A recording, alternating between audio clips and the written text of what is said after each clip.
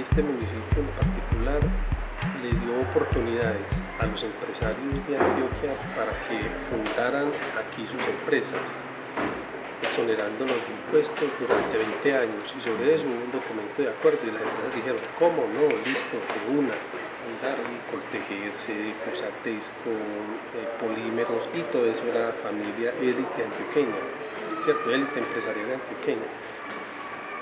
Entonces ese contexto favoreció porque entonces para esa época más o menos, para mitad del siglo XX, Itagüí tenía 6.000 habitantes.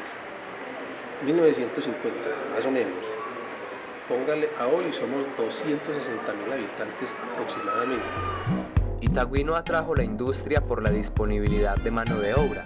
Por el contrario, Itagüí atrajo la mano de obra por la disponibilidad de empleos generada por la industria, y en medio siglo aumentó exponencialmente su población. Son los tubos por donde salían los residuos.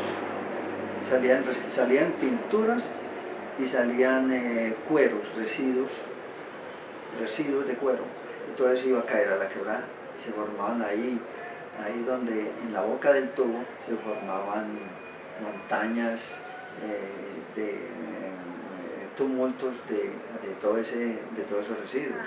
El municipio de Itagüí tenía muchos problemas con los servicios públicos, no teníamos agua potable y ni siquiera el agua llegaba a las casas, teníamos que recogerlas en las partes de abajo, hacer recolectas y ir hasta la cervecería porque no teníamos servicios de agua, no teníamos pavimentación, todas las vías eran calles destapadas, llenas de huecos, teníamos problemas de salud, de educación, entonces el municipio está en un caos completo.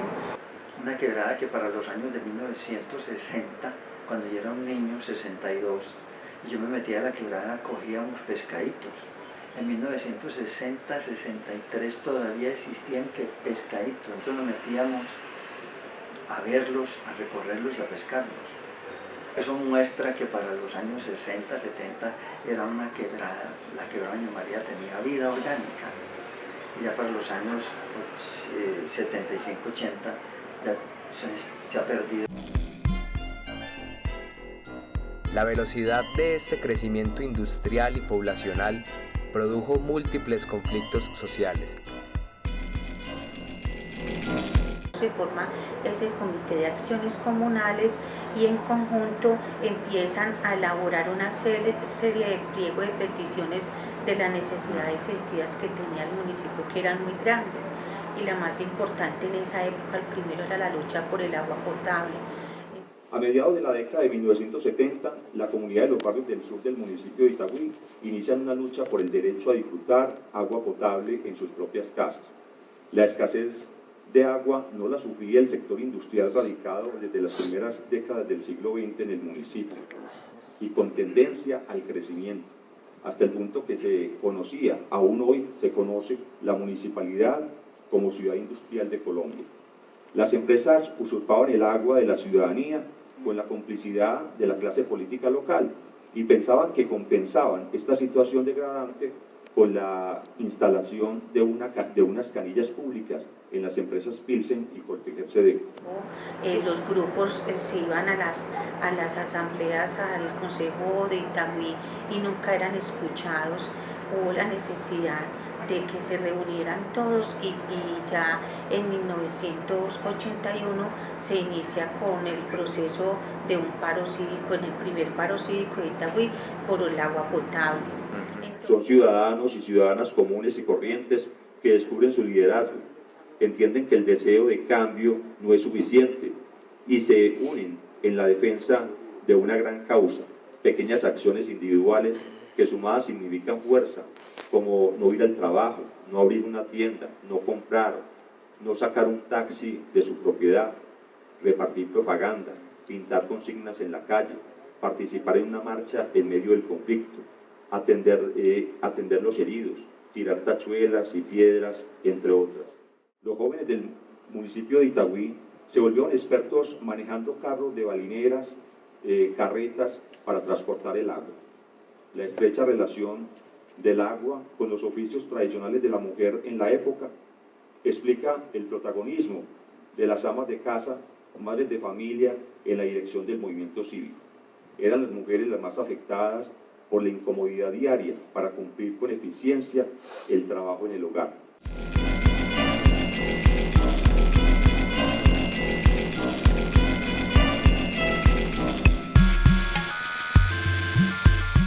Tuvo una vida como muy entregada siempre a lo social, una líder comunitaria y pues una mujer muy respetuosa, porque mire, ella en esa época de las luchas por conseguir unas condiciones de vida para la comunidad, ella siempre peleaba con argumentos. Su capacidad para debatir la convirtió en una líder y a pesar de los peligros nunca renunció a sus objetivos.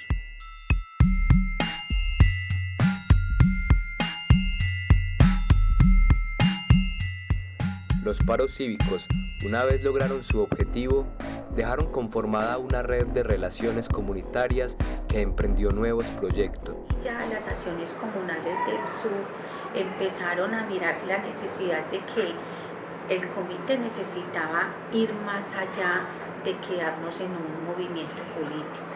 Entonces hubo la necesidad de crear la corporación para la capacitación y la integración comunitaria. ¿Por qué se hace esa necesidad? Porque nosotros veíamos que a los jóvenes no se educa solamente con la represión, sino que hay que educarlos, hay que formarles, hay que darles oportunidad. Y una de las oportunidades es educarlos y darles también el deporte. Entonces se conformaron esos grupos de apoyo, grupos culturales. Esta corporación fue lograda por un convenio de autoconstrucción en donde el SENA puso los materiales y la comunidad la mano de obra. Una entidad que actualmente sigue desarrollando proyectos artísticos y educativos. La lucha política empieza a ser expresada simbólicamente por medio del arte. Cuando nosotros en esos carros de rodachines rodábamos las canecas, siempre teníamos que cargar el balde para ingresar el agua a la casa.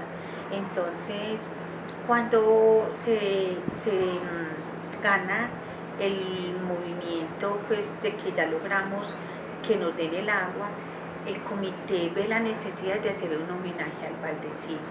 Entonces es una actividad muy linda. El día que se inaugura el centro comunitario también se hace una presentación por diapositivas donde se plasma y se dibuja un balde grande con cara y se hace una comparsa por todo el municipio con muñecos. En esa época empiezan a salir muñecos esos muñecos fueron elaborados en el centro comunitario, unos muñecos grandísimos con caras muy alegres para festejar porque para nosotros era la victoria del triunfo y esa victoria también era como hacer ese homenaje al balde. En medio de esa movilización también surgió el Grupo Ecológico de Itagüí. Pero a mí lo que más me motivó era la capacidad política, intelectual que tenía esa organización, muy especialmente de mujeres y de algunos hombres. Los líderes especialmente de todo este movimiento político, cultural y ecológico de Itagüí, estaría Alberto Cadavid, Margarita Moncada, Luz Elena Ruiz de Baena, con sus hijos, que casi todos participaban. Uno de los mayores logros a nivel ambiental en Itagüí fue evitar que de Itaires, la finca que perteneció a Diego Echevarría, fuera sepultada bajo un proyecto urbanístico. El trabajo del Grupo Ecológico fue clave en esta victoria. La comunidad supo porque fue también, o sea, don Diego lo ofreció, fue a la comunidad, al municipio. Don Diego no lo ofreció, fue el municipio el que se lo vendió a esta constructora. Iban a hacer ahí casas de habitación, apartamentos. Nos dimos cuenta, y a pesar de que ya estaba vendido, que eso no se puede, que ya está vendido, pues se lucharon varios años y se logró que el municipio volviera a tomar el detalle. Bueno, casi que tenemos que pedir asilo político en Sabaneta porque había mucha presión y por parte de algunos políticos estaban muy sentidos con nosotros porque los denunciamos públicamente a través de la prensa, no solamente local sino nacional, y porque acudimos inclusive a muchas instancias. La remodelación del parque principal de Itagüí, que en 1989 propuso el alcalde Mario Escobar y que consentía la tala de decenas de árboles, fue otra de las grandes batallas que dio el grupo ecológico. Como él había recorrido Europa, los itagüeseños éramos muy montañeros, no conocíamos de parques bonitos, entonces por eso no entendíamos que él podía hacer otro parque como los europeos. Lógicamente todo el mundo se opuso, es que no fue solo el grupo ecológico, así necesitaba arreglarse, pero el montón de árboles era una cosa realmente majestuosa. Y vos entrabas al parque de Itagüí y el ambiente era totalmente distinto, el clima era distinto. Bueno, al tipo se le metió que él iba a hacer otro parque y empezó a mostrar pues cómo iba a ser y la gente a oponerse porque empezó inclusive a cortar árboles en contra de la comunidad. Todo el mundo se opuso, metieron a la cárcel a varias personas, entre ellas Margarita Moncada, porque dijo no debo cortar los árboles. Margarita Moncada, otra importante líder comunitaria, se enfrentó a las autoridades y se aferró a los árboles, pero finalmente terminó siendo arrestada y los árboles cortados. Hacíamos recorridos por el municipio y Margarita Moncada nos decía, desde abajo nos decía, mire allá cómo se está el pico manzanillo, se está erosionando. Mire. Y nos decía así, pero es que era de un ojo, es que esa mujer era un genio, realmente un genio. Por ahí al año siguiente dice, mire ya cómo está eso, mire cómo va. O sea, era un daño. Este trabajo del grupo ecológico sentó las bases para unos ideales de una relación armoniosa con el medio ambiente, que han sido asumidos por varios colectivos ecológicos que han surgido en el municipio. El trabajo de la Corporación Comunitaria de San Pío ha sido continuado por los Hijos de Luz de Baena.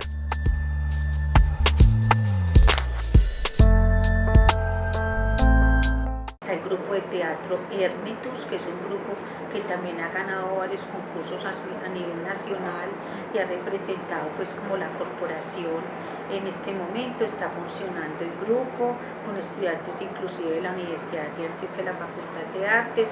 Está el grupo de teatro de niños, se ha hecho cursos de pintura, en la actualidad se están dando cursos de modistería. Como nosotros no habíamos hecho legalización del predio, porque cuando siempre mi mamá trató de hacer eso, económicamente nos cobraban mucho dinero, 10 millones, pues nos cobraban abogado, entonces no, mi mamá no alcanzó antes de morir, estábamos en el proceso de legalización, están intentando quitarnos de ahí y sacan una escritura falsa y entonces se le inicia el proceso y lo toman como que si eso fuera un lote baldío y aparece en este momento como que si fuera del municipio, sabiendo de que, como te dije anteriormente, los ingenieros están vivos y salieron del barrio, y como es que un alcalde empieza a decir que esto es un lote baldío, hacen una escritura pública avalada por el curador, por Víctor Hugo, el curador de Itagüí, por la notaria, donde ella está dando fe de una cosa que no es un lote baldío, sino que ella lleva una construcción de más de